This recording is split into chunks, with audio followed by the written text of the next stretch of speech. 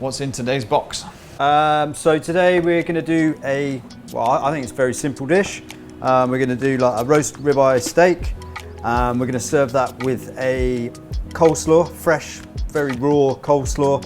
We're going to flavour that with zataar, and then we're going to dress that with a whole grain mustard and honey dressing with some lentils.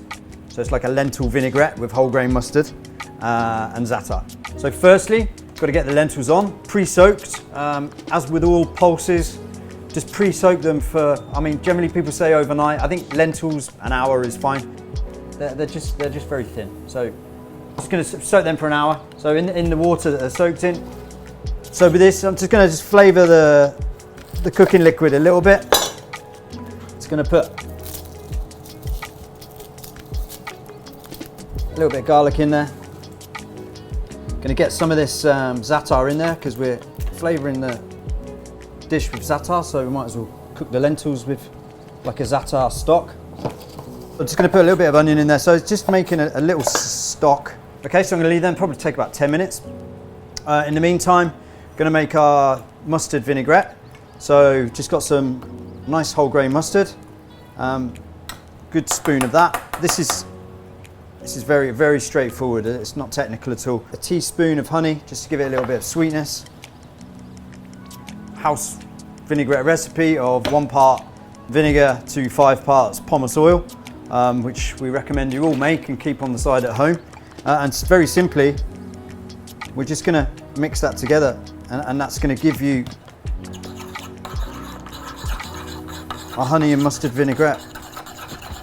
We're just going to put a couple of spoons of that into the lentils, and it's just going to bind them and it's going to give them a really nice flavour. We're going to start making our coleslaw. This is raw, we're not cooking it. Just going to peel this carrot.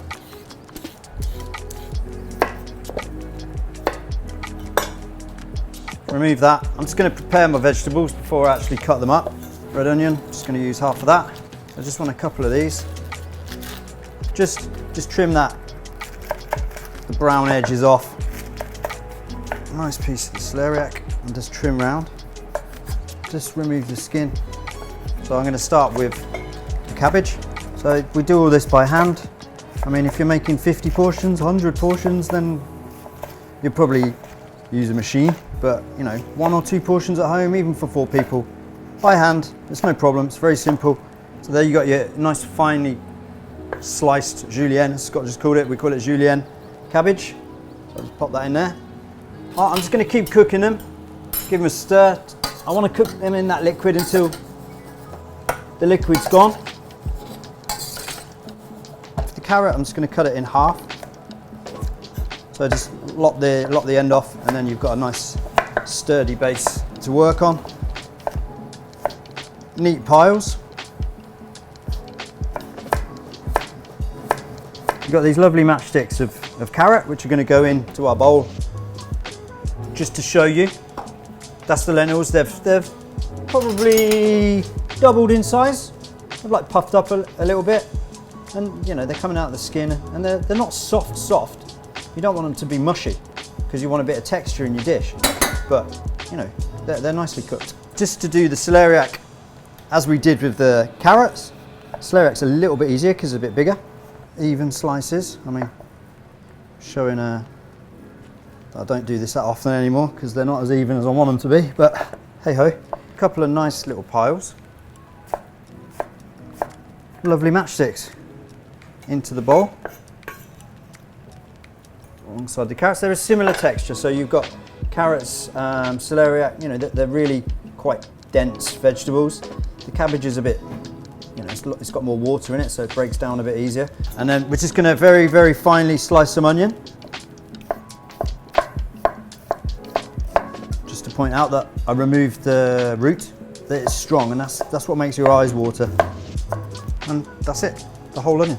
Well, the whole half. So I'm just going to pop that in there. Good pinch of salt. Remove that. Don't worry if you don't get all of it. The onion's broken up into quite a lot of pieces, but it's not. It's only flavour. That's that. So got my lentils. They're ready, nice. I want them to be nice and warm. We're going to cook the steak and rest the steak now. glug of oil. I'm just going to season. Obviously when it's sizzling, you know your meat's ready. Be careful, nice and gently. 2 hands. Drop the meat in. Give it a little lift to make sure the oil is underneath. That's nice. You see people, I'm shaking the pan. You don't need to shake the pan, but the reason I'm doing that is to make sure that oil is underneath, because that's what's going to caramelize the steak, not just the heat of the pan.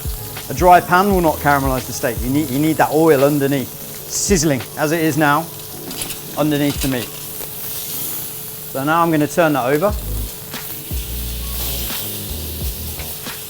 That's really, you know, that's what you want. You want this nice, crispy, caramelized beef over the top. 2 minutes on one side to get that caramelization. I've turned it over. I'm going to leave it like that for 1 more minute. We just put a little bit of butter in, just to add another element to the flavor.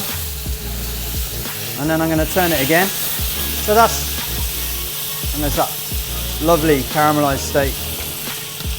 So what does the butter do? Well, the butter is going to add flavor, because the milk in the butter is going to caramelize again. So you're caramelizing the butter, which then gives a beautiful richness to your meat. We call it beurre noisette. You see this lovely brown butter there. So that's like the milk solids in the butter is caramelized, and that's what we call beurre noisette. So I'm just going to baste it, turn it, baste it, turn it for like a minute, and then take that out. And then just, again, if you've got a little cooling rack at home, perfect, like bacon cooling rack, that's exactly what you want. Don't forget to put a tray underneath it, but I've got a little wire mesh rack here with a pan underneath it to catch any juices. But this is really important, because you need to rest your beef for a piece of meat like that, 5 minutes. No more than 5 minutes, but you need to rest it and let the juices, let the meat relax and the juices just come out a little bit, and then you're going to have a perfectly cooked steak, which will be at a nice temperature. You don't need to reheat it after that. Right, so we're just going to start putting the dish together. Za'atar, so you've got fresh za'atar going through the coleslaw. You don't want too much because it's quite strong. The celeriac and the carrots all gone shiny because the salt is pulling out the moisture now. And it's where you saw it before when I showed you when we cut it, it was all like firm sticks. Now it's all soft. So it's still raw and it's still crunchy, but it's much easier to eat. And the salt literally just softens. We say breaks down. It breaks it down a little bit, right? It softens it and makes it not really. You've still got that lovely fresh rawness, but it's not like sticks. It's nice. It's nice and softened with the salt. So I'm just mixing that all together. So all those ingredients all together, and then we are going to put a tiny bit of vinaigrette in there again. So our house vinaigrette, which always comes in handy. Just going to get a little bit of that in there to give it, the olive oil dresses the salad, and the vinegar just gives it a nice little kick just to cut through everything. Remembering we've got the mustard as well, so just a little bit. It really is just a little bit. Just going to mix the mustard dressing. I want it to be nicely coated. Spoon that in. We're just going to slice it just to have a look. We've got that nice medium cooking of the beef there, which is what I want. I like it like that, nice and juicy. I don't like it rare, but I mean, you can cook it less and obviously you can cook it more. Just slice through it. So that's a nice ribeye. I'm just going to remove this ring and gently place that on top of the lentils. You've got this lovely beef with the lentils, and it's nice and vibrant and fresh, colourful coleslaw. And that really, so you've got these lovely cooked lentils, but you've got that really raw, fresh coleslaw. Ribeye steak, lentil, whole grain mustard, and red cabbage coleslaw.